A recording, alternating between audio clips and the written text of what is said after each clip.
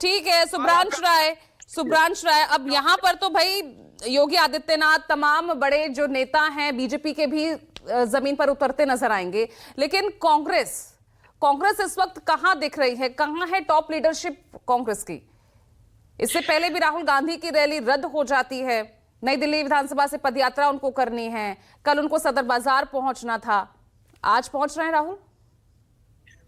पूजा, तीन चार बड़ी बड़ी बातें हैं। सबसे इंपॉर्टेंट बात अभिषेक तिवारी ने जिक्र किया एक शब्द राष्ट्र निर्माण, जो अरविंद केजरीवाल जी कर रहे हैं। 6 मई 2024 को तमाम अखबारों में एक रिपोर्ट छपी थी कि अरविंद केजरीवाल $16 मिलियन का चुनावी चंदा इन्होंने लिया खालिस्तानियों से। 7 मई 2024 को दिल्ली के उपराज्यपाल ने एनआईए को प्रेषित किया यह मैटर अरविंद केजरीवाल के खिलाफ जांच की।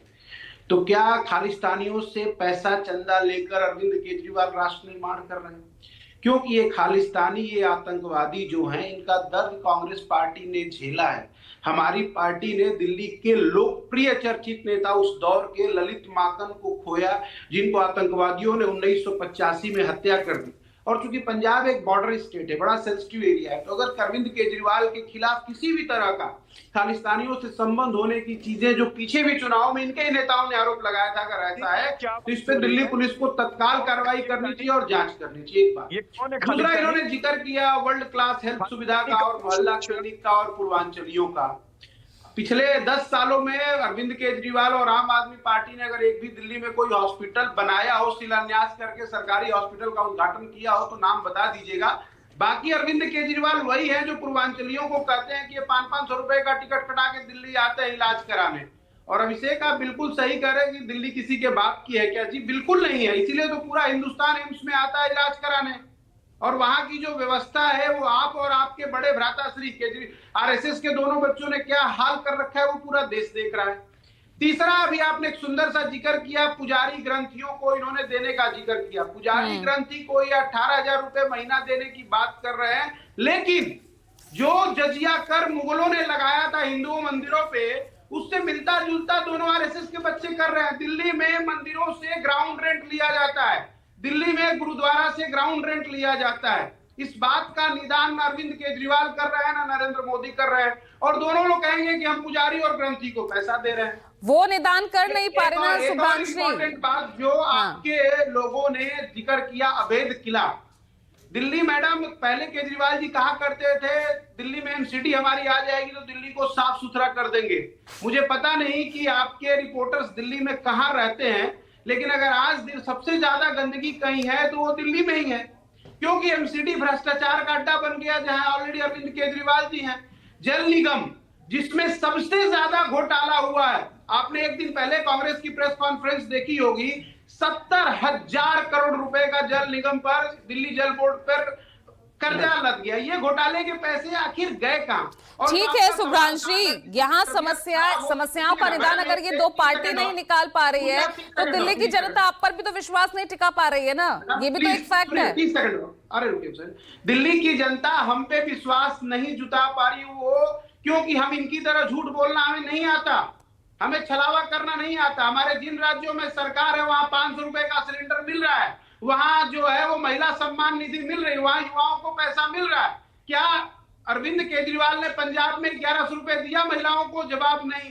क्या नरेंद्र मोदी जी ने अपने जीते हुए राज्यों में 500 रुपए में सिलेंडर दिया? जवाब नहीं। सवाल सिंपल सा है, अगर हम इनकी तरह झूठ और छलावा में यकीन नहीं करते, इसलिए नहीं बोलते हैं, हमारा दिल्ली तो भाई वो विश्वास तो ना राजस्थान में जनता आप पर दिखा पाई, ना महाराष्ट्र में दिखा पाई, छत्तीसगढ़ से भी आपको आउट कर दिया, हरियाणा आपसे छीन लिया, आपकी गारंटीज और वादे तो कहीं चल ही नहीं रहे ना सुभाष जी। कराते हैं वो कांग्रेस का बनाया हुआ है, हमारा इतिहास है दिल्ली के सामने। इस मजबूती के साथ दिल्ली के चुनाव में कांग्रेस लड़ रही है और इस बार हम जीत सुनिश्चित करेंगे।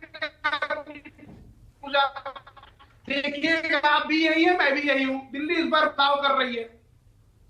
अब मेरे सवाल के जवाब पर भी आ जाइए ना, जो पहला सवाल मैंने आपसे किया, आज राहुल गांधी दिखेंगे मुस्तफाबाद में?